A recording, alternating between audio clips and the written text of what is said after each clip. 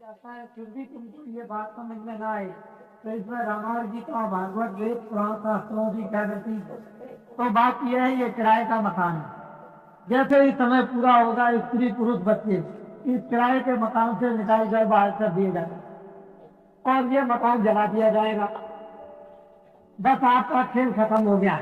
यहीं तक आपके रिश्तेदार कुटुंब परिवार जात बिरादरी मकान धन दौलत बच्चे यहीं तक, इसके आगे कुछ भी जाने वाला नहीं। ना आप कुछ लेकर के आए ना कुछ लेकर जाए। मूल मतलब यह है कि मनुष्य शरीर उस परमपिता परमात्मा ने क्यों दिया, इसको आप सब लोग समझ लें अच्छी तरह से तो अच्छा हो। धर्म पुस्तकें रामायण गीता भागवत वेद पुराण क्यों आपके सामने रखे गए? वो इसीलिए रखे गए कि ये जीवात्मा जब से परमात्मा के यहाँ पे आया तब से इस काल की अंधकार नगरी में जहाँ पर पाप और पुण्य है, जन्म और मरण है, चौरासी और नरक है, इसमें अपने अपने कर्मानुसार मनुष्य ये कर्म करता है तो जीवात्मा को नाना प्रकार का कष्ट दिया जाता है। उस कष्ट के निवारण करने के लिए, कष्ट से छुटकारा दिलाने के लिए आपको ये मनुष्य रूपी सबसे ऊंचा मकान देगी। और ये कहा महात्माओं ने, ऋषियों ने और धर्म पुस्तकों ने, देखो अब की बार तुमको मकान मिल गया है, बुरे काम तो करना नहीं, जितने भी करना अच्छे करना। और मकान इसलिए दिया जाता है कि अब की बार तुम तप करके तपस्या करके दान कर पुण्य कर सेवा कर सत्य बोलकर योग कर ध्यान कर, ये जिस तरह से भी हो सके उस जीवात्मा को अब की बार मरने के पहले भगवान के पास तक पहुंचा। बस इसी काम के लिए आपको ये मनुष्य शरीर मिला। बाकी ये कहा गया था, महात्माओं ने बताया था कि शरीर की रक्षा करना, खाना भी देना, कपड़ा भी देना और इसकी देखभाल भी करना, इसमें जो जीवात्मा रहती है उसकी भी रक्षा कर देना। तो जब जीवात्मा को इस मनुष्य शरीर के द्वारा जगा लोगे तो इसको परमात्मा के पास पहुंचा देना, यह है किराए का मकान। और अपना काम करने के बाद मकान को खाली कर देना। लेकिन हम लोगों ने अपना काम तो किया नहीं, दूसरों का ये बोझा उठाते रहे और ये कहते रहे कि सारा संसार का सामान तो मेरा है। और ऐसे ही सोच विचार में इंतजाम करते समय में वो समय पूरा हो गया और उसने कहा कि मेरे किराए के मकान को खाली कर दो। तो आप रोगे, चिल्लाओगे, घबराओगे, ट्रैक्टर बुलाओगे, बैठ बुलाओगे, लेकिन कोई आपकी सुनेगा नहीं। मकान से निकाल कर बाहर कर दिया तो तुम्हारे लिए और तुम दूसरों के लिए रोते रह जाओगे और रोते हुए चले जाओगे। कोई किसी का नहीं, कहाँ गए कहाँ नहीं गए इसका कोई पता नहीं। जन्मना मरना 84 जाना, नरकों में जाना, जीवात्मा को कर्मानुसार नाना प्रकार की यातनाएं भोगनी और वहां जाकर के कोई सुनने वाला नहीं है कि हमारी कोई रक्षा भी करे, हमारे दुख को कोई सुने भी। यहाँ मनुष्य पर नाना प्रकार का कष्ट जब आता है तो कोई सुनने वाला नहीं, तो नरकों और 84 में कौन सुनेगा? ये समझने की चीज तो बातों में हम लोग आत्मा का कल्याण करने के लिए, इस जीवात्मा को गति देने के लिए, इस जीवात्मा को जन्म और मरण से बचाने के लिए इस मनुष्य रूपी उत्तम मकान में हम आए थे। और महात्माओं ने इसी की याद दिलाई थी कि इनको बता दिया जाएगा कि मनुष्य रूपी मकान उत्तम बार बार नहीं मिलेगा। तो आप लोग अब की बार थोड़ा समय बचाकर सुबह शाम आप खेती का काम, दुकान का काम, नौकरी का काम करते हुए, बाल बच्चों की सेवा करते हुए थोड़ा समय बचाओगे सुबह शाम, तो इस जीवात्मा का भी कल्याण हो जाएगा। लेकिन हम लोगों ने तो ये समय बचाया नहीं, दिन और रात दुनिया के काम में लगे रहे और वो समय आ गया मौत का, तो मौत लेकर के चली गई, शरीर को जला करके खाक कर दिया। बताओ अब आपने अपने लिए क्या किया? कुछ भी नहीं। तो मेरे कहने का मतलब सीधा साधा समझो, मैं तो हूँ धार्मिक। वास्तव में जब मनुष्य चारों तरफ बुराइयों में फंस जाता है तो ये तो बताना ही पड़ेगा कि बुरे का परिणाम बुरा और अच्छे का अच्छा। बुरा करोगे, चोरी करोगे, धोखा दोगे, बेईमानी करोगे, झूठ बोलोगे, किसी को मारोगे, छल करोगे, कपट करोगे, दुराचार करोगे तो तुमको ये सब अपराध लग जाएंगे और फिर तुमको इसकी सजा भोगनी पड़ेगी। तो ये तो आप जानते ही हो कि तप करने से राज मिलता है और राज करने से नरक मिलता है। ये तो आपको महात्मा जंगल में तप करते थे, सत्य बोलते थे, सेवा करते थे, दया करते थे, प्रेम करते थे, योग करते थे। उससे जब कभी हो गया उनका योग भ्रष्ट हो गया तो राजा बन गए और राजा बनने के बाद जब सभी सामान संसार के मिल गए तो फिर नरक को चले गए भोगने के बाद। तो इंद्रिय भोग से, राजभोग से, ये सभी वैभव भोग से मनुष्य कुकर्म करता है और फिर नरक में चला जाता है और जुग जुग तक वो आत्मा नरकों में पिटती रोती चिल्लाती रहती है, फिर उसको ये अवसर नहीं मिलता है तो जानना ही चाहिए। आप तो कोई यहाँ राजा नहीं, आप तो एक सामान्य व्यक्ति हो, हम भी सामान्य आदमी है, आप भी सामान्य आदमी हो। तो सामान्य आदमी समझ सकता है, सामान्य आदमी कुछ कर सकता है। आप तो आपके लिए भोग नहीं, लेकिन भोगों के लिए आप किस तरह से सुबह से शाम तक कि मैं राजा बन जाऊं, मैं मुझे बहुत भोग मिल जाए, मुझे बहुत सामग्री मिल जाए, मैं ये काम कर लूं, आनंद को ले लूं, इस तरह से ये सभी में सुबह से शाम तक लगे हुए हो। तो ये दिन और रात जो आपने बिता दी, समाप्त कर दी, तो क्या इसके लिए और कोई दिन रात आपके लिए आएगी? एक दिन निकल गया, दूसरा दिन आना नहीं है, वो दिन तो आपका खत्म हो गया। उम्र में से एक दिन और रात चला गया तो दोबारा आएगा नहीं। तो इसलिए नर नारी बच्चे बच्चियों जिस काम के लिए आए हो वो भी थोड़ा बहुत काम सोचो करने के लिए। इस जीवात्मा को बचाओ नरकों से, 84 से, जन्म से, मरण से। और हम लोग तो हमेशा आपको अच्छी शिक्षा देंगे, बुरी तो शिक्षा देंगे नहीं। तो मैं आपको थोड़ा सा करके बता दूं। आपने ये तो सुना होगा, नाम क्या है? मैं आपकी तरह से एक आदमी हूँ। इस आदमी का नाम है तुलसीदास। छोटा सा एक आश्रम है मथुरा में, जहाँ लोग प्रतिवर्ष आपके राजस्थान के बहुत से लाखों आदमी जाया करते हैं और देख करके आते हैं। मैं धर्म का, सनातन धर्म का प्रचार करता हूँ, सनातन धर्म का मार्ग बताता हूँ और आत्म कल्याणकारी को मार्ग बता करके साधना कराता हूँ। साथ ही साथ में रामायण, गीता, भागवत, वेद, पुराण, शास्त्र, उपनिषद जो उसमें लिखा हुआ है उस शिक्षा को मानता हूँ और फिर माथे इन सब धर्म पुस्तकों को रखता हूँ।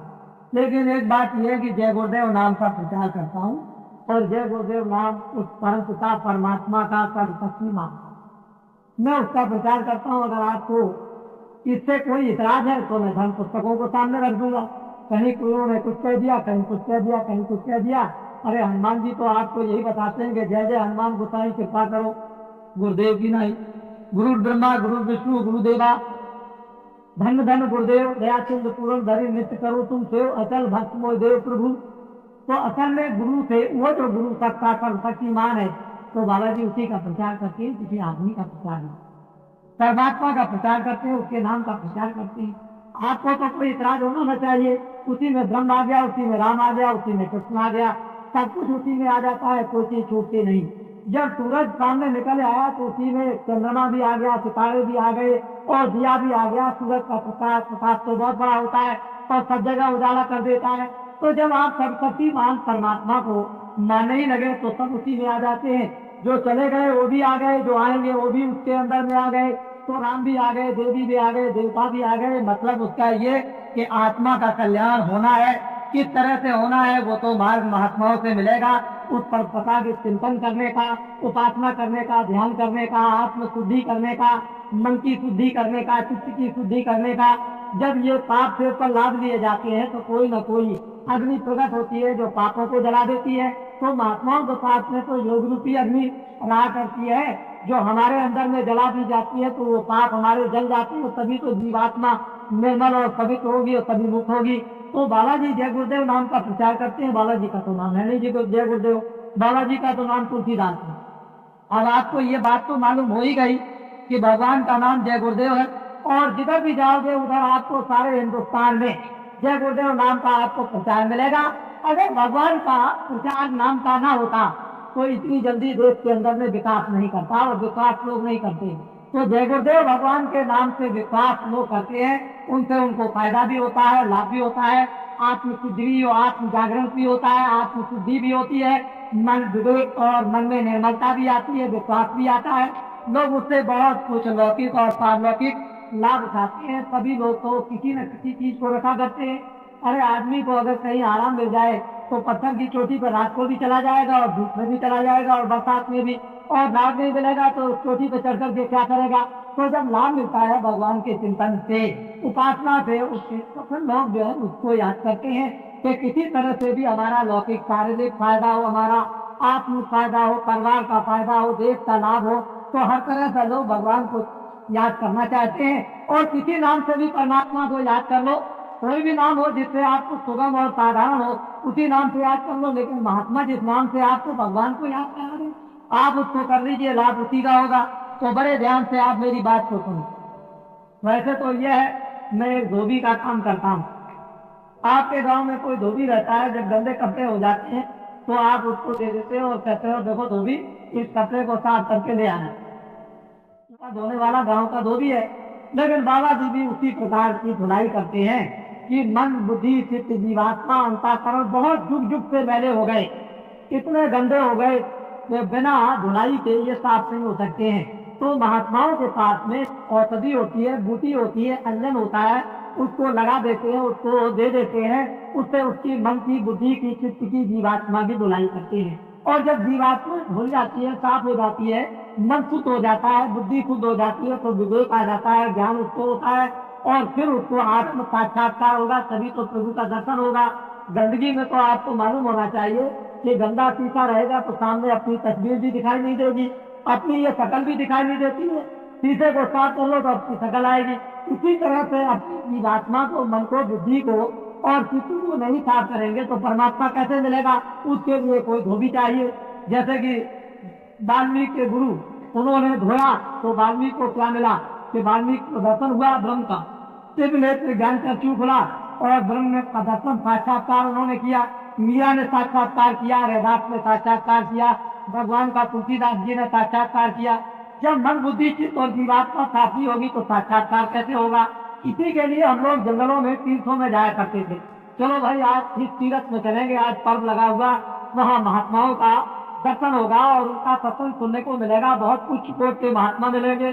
तो कभी हरिद्वार चले गए, कभी रामेश्वरम चले गए, कभी द्वारका चले गए, कभी मथुरा और काशी चले गए, महात्माओं का दर्शन। इस मंदिर में गए, बहुत अच्छे महात्मा मिलेंगे, उस मंदिर में गए, बहुत अच्छे महात्मा मिलेंगे, उस आश्रम में गए, यहाँ फिर कुछ मिल जाएंगे। इसीलिए दर्शन करने के लिए जाते थे कि भाई कहीं चलते फिरते संतों महात्माओं का दर्शन योगियों का होगा तो आत्मा का कल्याण हो जाएगा। और इसीलिए आप इस जीवन में आए।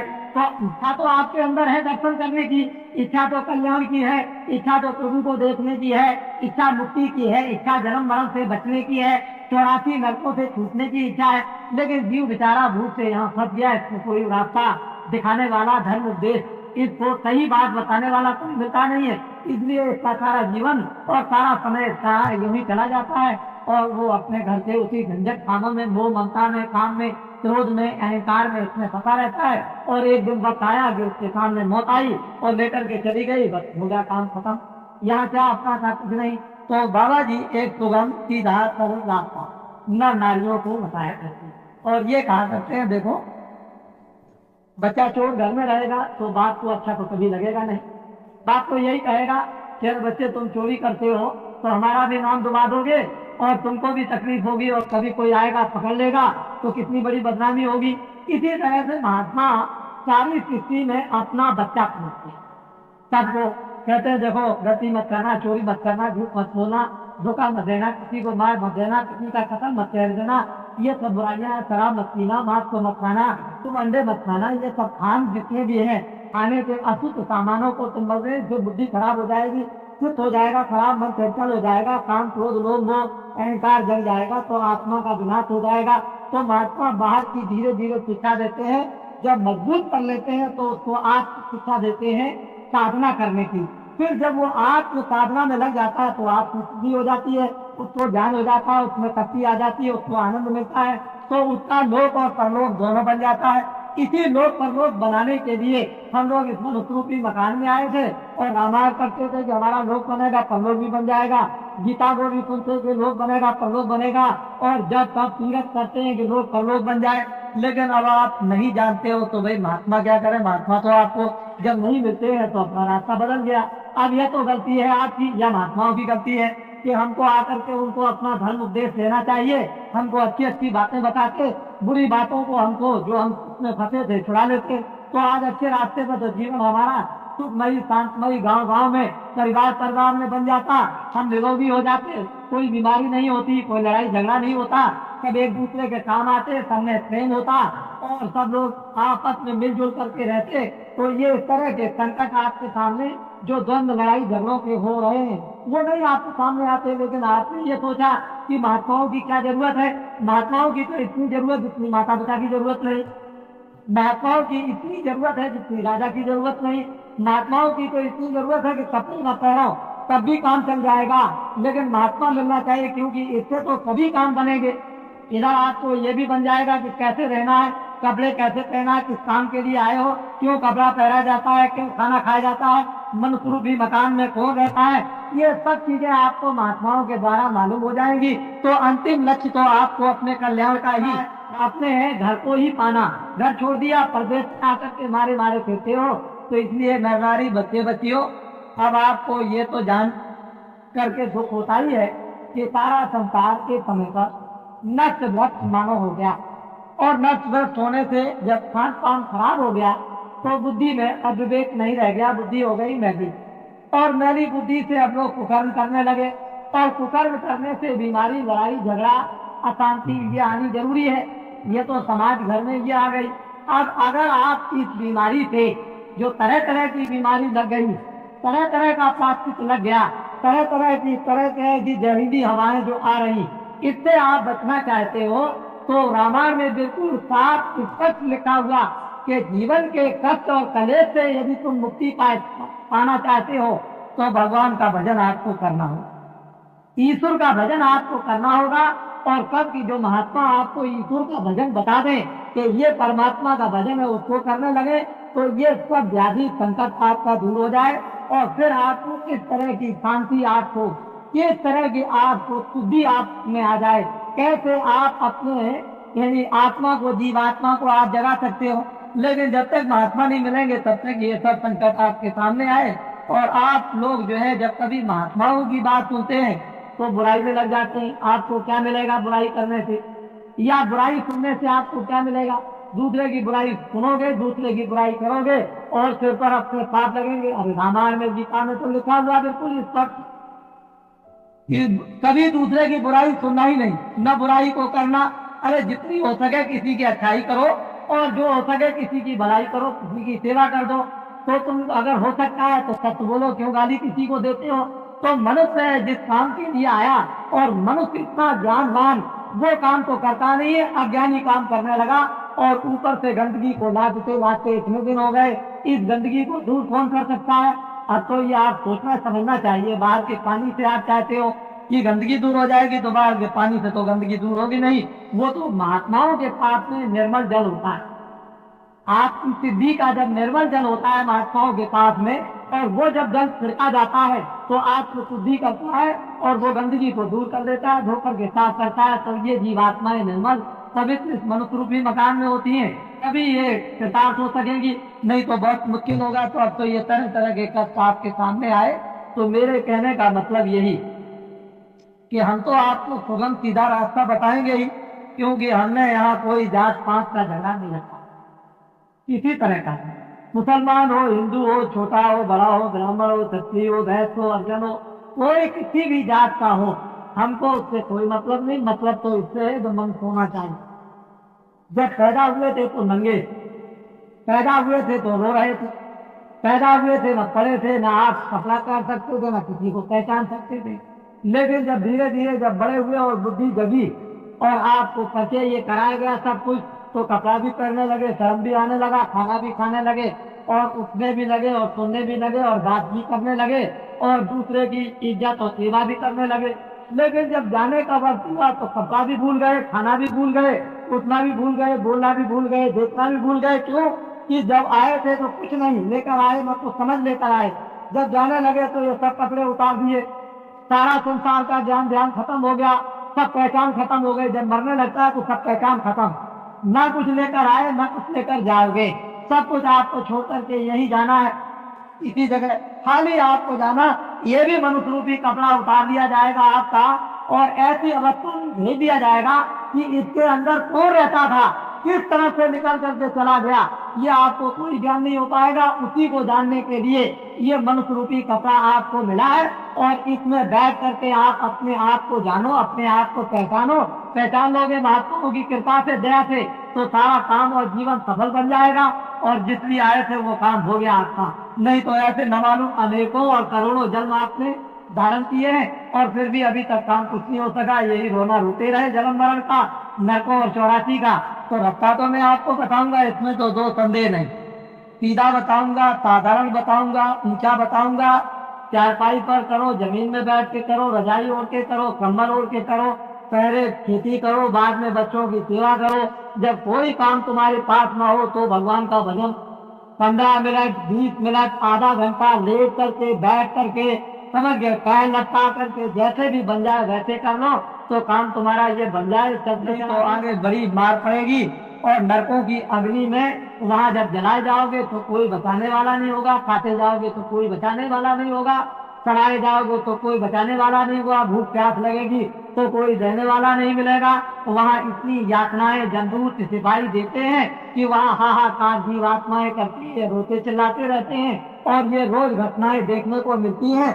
जब तुमको वो ज्ञान मिलेगा, जब तुमको ज्ञान चक्षु मिलेगा, जब नेत्र तुमको मिलेगा, जब तुम्हारा खुल जाएगा और मनुष्य रूपी मकान में बैठ करके जब देखोगे कि जीवात्माएं कैसे निकाली जाती हैं और कैसे डाली जाती हैं और कहाँ इनका हिसाब होता है, न्याय इनका कहाँ होता, कौन इनको मारता है, किस तरह से मारता है, कहाँ इनको जलाता है, तब आदमी कांपता है और डरता है। और पुस्तकों में फिर महात्माओं ने लिखा कि हे जीवो, हे मनुष्यों, ये ऐसी दुर्गत आत्माओं की होती है, तुम बुरे कामों को अब करना छोड़ दो। अभी तक जो कुछ किया तो किया, अभी तक तो आपने सब कुछ कर लिया जो कुछ करना था। यानी इन 27 वर्षों में जितने भी बुरे से बुरे काम करने थे आपने सब किए, उससे तो आपने हार मानी नहीं। लेकिन मिला आपको क्या ये सोचना, 27 वर्षों में ये सोचा था कि महात्मा की जरूरत नहीं, रामायण की जरूरत नहीं, धर्म की जरूरत नहीं, प्रेम की जरूरत नहीं, सत्य की जरूरत नहीं, सेवा की जरूरत नहीं, माता पिता की सेवा की जरूरत नहीं, बड़ों की इज्जत की जरूरत नहीं। आपने इन सब बंधनों को जो सामाजिक थे, घर के थे, परिवार और मनुष्य के थे, उन सबको तोड़ दिया।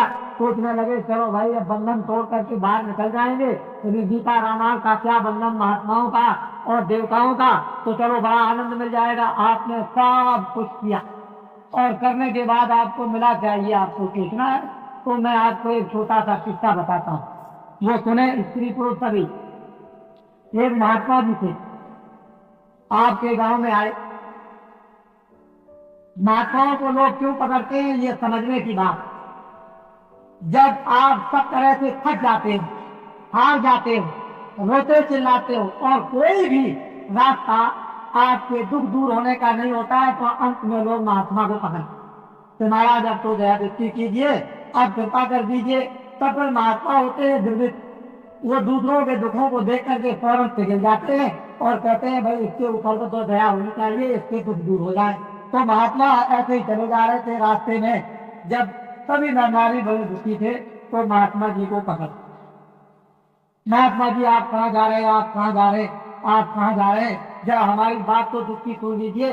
तो महात्मा जी कहे बेटा क्या, कह लगे बड़ा संकट है, बड़ा कष्ट है, बड़ी बीमारी आई हुई है, खाना नहीं मिलता है, लड़ाई झगड़ा होता है, सब उत्पात हो रहे, कोई किसी की सुनने वाला नहीं। अरे बच्चे, तुमने तो अपना रास्ता कर्म धर्म का छोड़ दिया तो तकलीफ तो तुमको मिलेगी नहीं, तुमको आराम कहाँ मिलेगा। इसलिए बच्चा तुम अपने कर्म धर्म में लग जाओ तो तुम्हारा ये संकट और दुख दूर हो जाएगा। कहेगा अच्छा महाराज हमको बतलाइए हम कर्म धर्म में कैसे लगे। तो उनको सबको बुला करके बैठा दिया और कहा देखो बच्चा, अगर तुम सुख चाहते हो तो तुम कितने दिन में सुख चाहते हो। कह लगे महाराज हम तो आज ही सुख चाहते हैं। अरे बच्चा, एक दिन में तो तुमने पाप किया नहीं। अरे चोरी करने में भी तुमको 2 घंटे 4 घंटे लगे होंगे, रात भर किसी गांव में गए होगे तो रात भर जगे होगे और वहां से आए होगे, उसमें भी तुमको 2-4-6 घंटे लगे होंगे। तो 1 मिनट में तो काम नहीं। तो हमारे पास में आओ 15 दिन तक, आओ आकर के सुनो और हम तुम्हारे कष्टों को दूर करेंगे। तो सब के सब स्त्री पुरुष आए। महात्मा जी ने रामायण भी और रामायण को सुनाया और गीता को सुनाया और धर्म उपदेश किया और उनसे कहा देखो बच्चों तुम्हारी समझ में आया। कह लगे महाराज बहुत कुछ समझ में आया। तो तुम्हारे अंदर में कुछ प्रेम आया। कह लगे महाराज बहुत अच्छा प्रेम, क्या प्रेम आया। कह लगे हमको घर अच्छा नहीं लगता, हमको खेती अच्छी नहीं लगती, हमको बच्चे नहीं अच्छे लगते। कह लगे अच्छा तुमको ये अच्छा नहीं लगता है। कहा महाराज ये अच्छा नहीं लगता तो क्या अच्छा लगता है। तो साधु महात्मा का दर्शन हो और हमको सत्संग सुनने को मिले तो और तुमने क्या। कह लगे महाराज अब पहले तो बड़े क्रोधित हो जाते थे, तो अब क्रोध नहीं आता है और काम भी नहीं आता है और लोभ भी नहीं आता है और वो भी नहीं आता है। तो अच्छा बच्चा एक काम करो कि जरा आंखें तो बंद करके बैठो। तो आंख बंद करके जब बैठे तो सामने परमात्मा का एक दीपक जलता हुआ, जैसे मंदिर में दीपक जलता है उजाला होता है, ऐसे ही मनुष्य रूपी मंदिर में एक दीपक जलता हुआ दिखाई दिया। लोग बड़े प्रसन्न हुए, महाराज उजाला हो गया, प्रकाश हो गया, एकदम से अंधेरा दूर हो गया। कह लगे अरे बच्चा इसी को तो कहते हैं अज्ञान था, अज्ञान की रात्रि को खत्म करो और ज्ञान के दीपक को इस मनुष्य रूपी मकान में जलाओ। जैसे मीरा ने जलाया था, कबीर ने जलाया, तुलसीदास ने जलाया, इसी तरह से तो इस दीपक, इस मनुष्य रूपी मंदिर में दीपक जल रहा, जो तुमने बुझा दिया, जिसके बुझने से काम, क्रोध, लोभ, मोह, अहंकार, ये तमाम तृष्णाएं, विषय वासनाएं तुम में आ गई। अब तो तुमको मालूम हुआ उसमें कितनी बड़ी मक्ति है। चले गए महाराज, हमको क्या पता था, आप पहले से मिल जाते तो इतने कष्ट क्यों उठाते। चलो ठीक है, अब तो तुम मिल गए, कम से कम अब रोज आया करो। वो सारा गांव का गांव, सारा शहर का शहर चोर था, अपराधी था, कबाबी था, लड़ते थे, झगड़ते थे। महात्मा जी ने एक महीने में बैठाल करके सबको शांत कर दिया और प्रेम से रहने लगे। कोई किसी की कोई नहीं देता, कोई लड़ाई नहीं करता है। स्वर्ग जैसा शहर बन गया, स्वर्ग जैसे मनुष्य बन गए, जैसे देवता रहती है उस तरह से। तो महात्माओं के सत्संग से क्या होता है, दर्शन से क्या होता है, उनकी सेवा से क्या होता है। लोग इसको समझते नहीं कि महात्माओं के अंदर और बाहर क्या चीज रहती है। वो उनके पास में संसारी धन नहीं, लेकिन संसारी धन भी है और परमार्थ का भी धन, ईश्वरी धन भी है उनके पास, आत्माओं का धन भी है, शरीर की रक्षा का भी धन है, और बुद्धि का भी ज्ञान है, और आत्मा का भी ज्ञान है। ये सब कुछ धन उनके पास लोग परलोक के रहते हैं। जब लोग उनके पास जाते हैं तो सब कुछ चीजें प्राप्त करते हैं, और जब उनको चीजें प्राप्त होती हैं तो शरीर भी प्रसन्न हो गया, शरीर भी निरोगी हो गया। तो शरीर जब निरोगी रहेगा तो भगवान का भी भजन होगा, शरीर रोगी रहेगा तो भगवान का भी भजन नहीं। तो महात्मा के दर्शन करने से, सेवा करने से, सत्संग से सुनने से क्या चेतना आती है, क्या जागृति आती है, क्या पाप करते हैं, किस तरह की मलिनता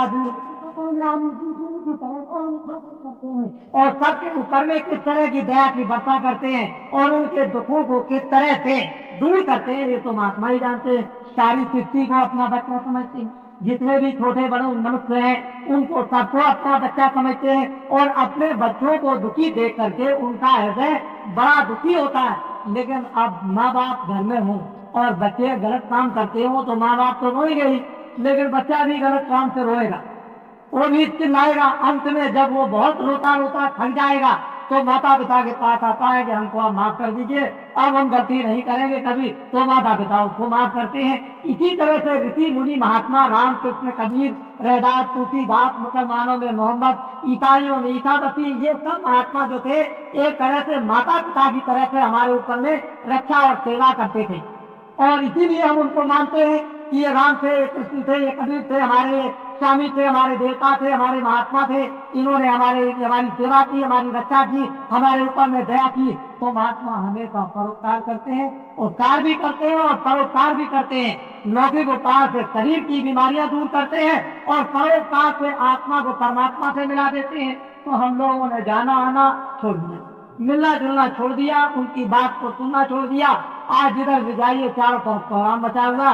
तो मैं गाँव वासियों से प्रार्थना करूंगा कि आप लोग कभी भी कोई महात्मा आपके यहाँ आए और आपको सत उपदेश करें, अच्छी बातें बताएं, तो गांव के आदमी 1 घंटे के लिए, 2 घंटे के लिए अपने काम काज को छोड़कर के फौरन इकट्ठे हो जाया करें, और अच्छी बातें 2 भी मिले, 4 भी मिले, 10 बातें भी आपको अच्छी मिल जाए, उसको लेकर के चले आए। और एक बात को आप छोड़ दें, एक बुराई को आज छोड़ दिया, एक कल छोड़ दिया, एक परसों छोड़ दिया, एक चौथे दिन छोड़ दिया, तो थोड़े दिन के बाद, महीने के बाद में फिर आप देखो कि क्या होता है, क्या नहीं आपको मिलता है। लेकिन आप अगर एक चीज को एक दिन नहीं छोड़ेंगे, एक आदमी सब चीजों को एक दिन नहीं छोड़ सकता है, तो थोड़े देर के लिए काम छोड़ करके चले आए तो ये मत समझो कि मेरी खेती में नुकसान हो जाएगा, मेरे घर में कोई नुकसान हो जाएगा, मेरा कोई नुकसान हो जाएगा। धर्म उपदेश सुनने से, महात्मा के दर्शन करने से, अच्छी बातों को सुनने और समझने से खेती का नुकसान, जानवरों का नुकसान, घर में नुकसान नहीं, बल्कि बीमारी को छोड़ करके भी चलाए और यहाँ पे वापस लौट करके जाए। और बीमार भी उस प्रेमी का दर्शन यदि करता है, जो प्रेमी उस महात्मा के दर्शन करने के लिए गया, तो उसकी बीमारी छूट जाती है, बीमारी से वो मुक्त हो जाता है, बीमारी उसकी दूर हो जाती है, उसका बुखार उतर जाता है। इसलिए हम लोग महात्माओं के पास जाते थे, कुछ औषधि ले आएंगे, कुछ दवा ले आएंगे, कुछ आशीर्वाद ले आएंगे, कुछ मिल जाएगा हमको, और मिल करके हम लोग सबके सब अच्छे हो जाएंगे। तो हमने तो हमेशा लोगों को फायदा लाभ पहुंचाने की चेष्टा की है। और हमारे पास तो अधिकांश में किसान मजदूर, जगह जगह देहातों में किसान मजदूर है। हमारे पास में शहर के आदमी बहुत कम है, ये आप समझ लो निश्चित। भी 2 लाख 2 लाख 4 लाख 5 लाख और 10 लाख आदमियों की रोज रोज जो भीड़ होती है वो सब किसान और मजदूर है। और हम किसान और मजदूरों को ही चाहते हैं, हमको धनी मानी नहीं चाहिए, हमको वो मतलब ये है कि बड़े बड़े पूंजीपति नहीं चाहिए, हमको तो यही चाहिए जिनके अंदर दर्द है, जिनको दुख है, जिनको तकलीफ है, जो बीमार है, जो परेशान है, जो कामी है, जो क्रोधी है, जो चोरी करते हैं, झूठ बोलते हैं, शराब पीते हैं, मांस खाते हैं, हमको तो बुरे आदमियों की जरूरत है, हम उनको ठीक कर लेंगे। ये तो ठीक अपने अपने करने का रास्ता है कि हम कैसे ठीक कर लेंगे, हमारे पास आ जाएंगे, हम कैसे ठीक करेंगे ये तो हमको मालूम, क्योंकि हमने करोड़ों आदमियों की शराब छुड़ा दी, मांस छुड़ा दिया, मछली छुड़ा दी, लड़ाई झगड़ा छुड़ा दिया और भगवान के भजन पर लगा करके उनको ऐसे रास्ते पर लगा दिया कि अनपढ़ से अनपढ़ भी कोई किसान होगा उससे बड़े पढ़े लिखे बात नहीं कर सकते। इस तरह का नर नारियों को शिक्षा देकर के धीरे धीरे समझा समझा कर ज्ञान की शिक्षा देकर रामायण की, भागवत की, गीता के दृष्टांत दे दे करके उनको और इस तरह से बनाया कि आप देखिए उनमें कितना प्रेम आ गया, कितने उनमें सत्यता आ गई, कितना उनमें आत्मविश्वास हो गया, कितने उनमें भगवान का विश्वास आ गया। ये कोई साधारण बात नहीं, मेहनत करने से सब कुछ होता है। तो आप लोग जो है वो सबके सब अच्छे रास्ते की तरफ चलो।